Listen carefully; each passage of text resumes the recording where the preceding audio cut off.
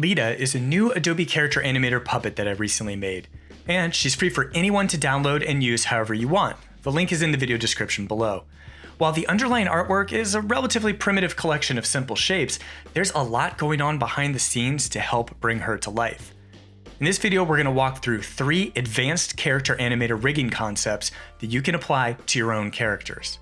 First off is Leeta's hair. There's a nice bounce to it, which helps add some vibrance to the character. But if you go into the controls panel, you'll see there's a slider there to change the length of her hair as well.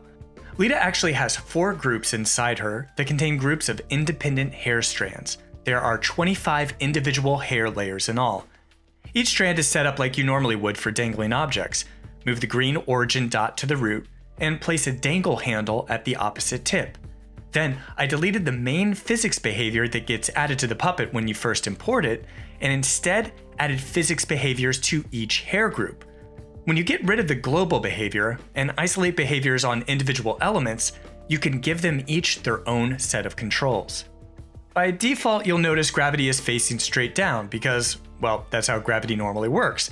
But for her right and left top hair groups, I don't want them to be so droopy and weighed down. So I can actually turn the gravity direction to the sides instead, which is basically the cartoon equivalent of hairspray. It still has some bounce and weight to it, but the revised gravity is keeping it from flopping down too low. A nice side effect of this is that it gives you several parameter controls. So to do the hair length slider, I dragged each of the 4 stiffness parameters, adjusted their min and max values, and then selected them all and grouped them to make one master control. Now I can control all 4 groups at once, each with different rates, so the bangs in the front change much less than the background hair. Without blending modes or clipping masks, Leeta feels a lot more dull and flat. The moving shadows on her face and body are missing, and she doesn't have the more tangible paper texturing. So all I did was find this nice image of a watercolor paper texture and put it directly above the group or layer I wanted to affect. I then set the blending mode to overlay so the texture would blend into the layers behind it. I did this 3 times for each of the 3 main groups: the head, the body, and the background hair. Then I just went to Puppet Create Clipping Mask. This limits the top texturing to the shape of the layer or group directly below it.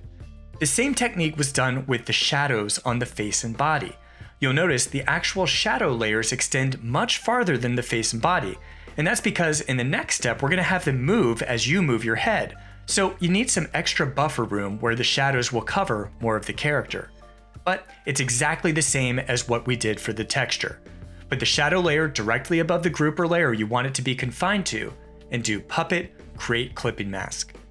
Part of the appeal of Leeta is her sense of dimension. Her facial features aren't nailed down to her face, but instead move at slightly different rates.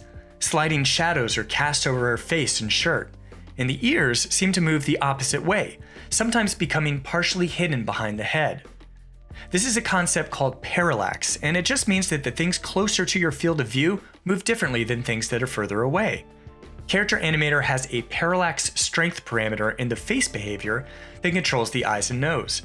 So I started by setting this to 400%, which leads to a pretty dramatic effect. But you can brute force some more parallax by adding more face behaviors and head tags. So for her freckles, I put them in their own independent group, tagged them as a head, and added an extra face behavior to them. Then I adjusted the parameters until I liked the quality of motion that I was seeing. I repeated this 5 more times with the mouth, the 2 shadows, and the 2 ears. To get the ears moving in the opposite way of my head position, I set each of their position strengths to -350%.